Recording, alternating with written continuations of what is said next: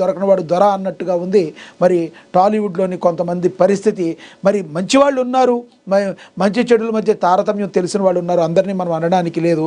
అదే సమయంలో మరి ఇటువంటి యువత చెడు మార్గం వైపు వెళ్ళే మరి ఈ డ్రగ్స్ కలకలం అనే దాన్ని మరి అందరూ కూడా సామాజిక బాధ్యతగా గుర్తించాలి.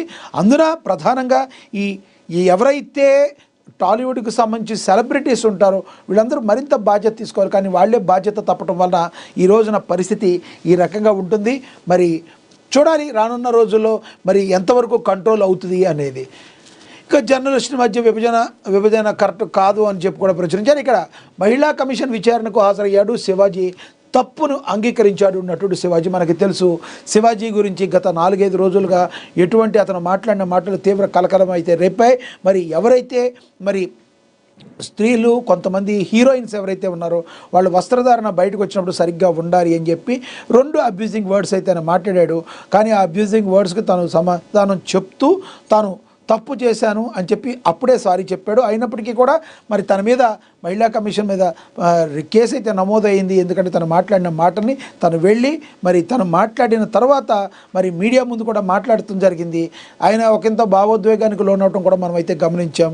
మరి మంచి చెప్పకూడదు, ఏదన్నా చెప్తే ఇలాంటి ప్రాబ్లమ్స్ ఫేస్ చేయాల్సి వస్తుంది, నీ పని నువ్వు చూసుకోరా ఎదవా అన్నట్టుగా సమాజం మరి ఇలాంటి వాళ్ళు నాకు చెప్తున్నారు. కాబట్టి ఎటువంటి సలహాలు ఇవ్వాల్సిన అవసరం లేదు ఎవరికి. ఇక్కడ ఉన్న వాళ్ళందరికీ అన్నీ తెలుసు అని ఒకంత వ్యంగ్యంగా కొంత భావోద్వేగంగా మరి శివాజీ మాట్లాడటం అయితే జరిగింది. ఏం ప్రచురించారో చూద్దాం. నటుడు శివాజీ ఉదంతం మలుపు తిరుగుతుంది. తాను నటించిన దండోరా మూవీ ప్రీ రిలీజ్ ఈవెంట్లో శివాజీ మహిళల వస్త్రధారణపై అనుచిత వ్యాఖ్యలు చేశారు. అవి సోషల్ మీడియాలో వైరల్గా మారి తీవ్ర దుమారం రేపడం తెలిసిందే. శివాజీ చేసిన వ్యాఖ్యలపై అనసూయ, సింగర్ చిన్మయి, రామ్ గోపాల్ వర్మ ఫైర్ అయ్యారు. ఈ వివాదం కాస్త నెట్టింట హాట్ టాపిక్గా మారింది. దీన్ని సుమోటోగా తీసుకున్న తెలంగాణ మహిళా కమిషన్ శివాజీకి నోటీసులు జారీ చేసింది. శనివారం శివాజీ హైదరాబాద్లో బుద్ధభవన్లోని తెలంగాణ మహిళా కమిషన్ ముందు హాజరయ్యారు. ఈ సందర్భంగా మహిళా కమిషన్ చైర్పర్సన్ శారద అడిగిన ప్రశ్నలకు శివాజీ సమాధానాలు ఇవ్వలేకపోయారని తెలిసింది. ఈ నేపథ్యంలో శివాజీ తన తప్పు ఒప్పుకున్నారని తెలంగాణ మహిళా కమిషన్ ఓ ప్రకటన విడుదల చేసింది. శనివారం మహిళా కమిషన్ ముందు హాజరైన శివాజీ తన తప్పు ఒప్పుకున్నారట. విచారణలో నటుడు శివాజీ తన తప్పు అంగీకరించారని, కమిషన్ చైర్పర్సన్ శారద అడిగిన ప్రశ్నలకు సమాధానాలు చెప్పలేకపోయారని పేర్కొంది. ఇక మీదట మహిళల పట్ల మర్యాదపూర్వకంగా వ్యవహరిస్తానని స్పష్టం చేసినట్లుగా వెల్లడించింది. మహిళలను సమదృష్టితో చూడాలని, ఇతరుల విషయంలో అనుచిత వ్యాఖ్యలు చెయ్యరాదని శివాజీకి సూచించినట్లుగా కమిషన్ తెలిపింది. మరి తర్వాత ఆయన బయటికి రావడం, మీడియాతో మాట్లాడటం, ఏం మాట్లాడా కూడా మనం గమనించాం. ఫ్రెండ్స్, మీరేమనుకుంటున్నారు శివాజీ విషయంలో అసలు ఏం జరిగిందంటే మీ యొక్క అభిప్రాయాన్ని కూడా మరొకసారి కామెంట్ బాక్స్ రూపంలో కామెంట్ చేయండి.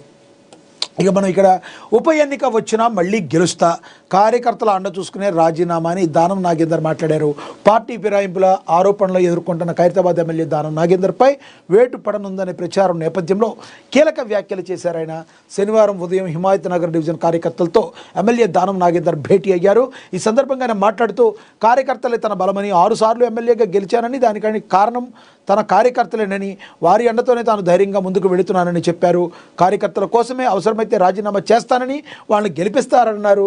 ఖైరతాబాద్లో ఉప ఎన్నిక వస్తే తాను మరోసారి గెలుస్తానని ధీమా వ్యక్తం చేశారు మరి దానం నాగేందర్. అదేవిధంగా ఇప్పటివరకు తాను 6 సార్లు గెలిచానన్నారు. ముఖ్యమంత్రి స్థానానికి గౌరవం ఇవ్వకుండా రేవంత్ రెడ్డిని ఏకవచనంతో సంబోధిస్తూ బీఆర్ఎస్ నాయకులు విమర్శలు చేశారని దానం నాగేందర్ అయితే గుర్తు చేశారు. స్థాయిని మరిచి పరుష పదజాలతో విమర్శలు చేసినప్పుడు అదే స్థాయిలో ప్రతి విమర్శలు ఎదుర్కోవాల్సి వస్తుందని ఆయన హెచ్చరించారు. అదేవిధంగా 2 మంత్రులు అవినీతికి పాల్పడుతున్నారంటూ కేంద్ర సహాయక మంత్రి బీజేపీ నేత బండి సంజయ్ చేసిన ఆరోపణలపై దానం నాగేందర్ స్పందించారు. అవినీతికి పాల్పడుతున్నది కేంద్ర మంత్రులా లేక రాష్ట్ర మంత్రులా అన్నది చెప్పాలన్నారు. ఆరోపణలు చేయడం మాని హోం సహాయ మంత్రిగా సదరు మంత్రులపై విచారణ జరిపించాలని బండి సంజయ్కి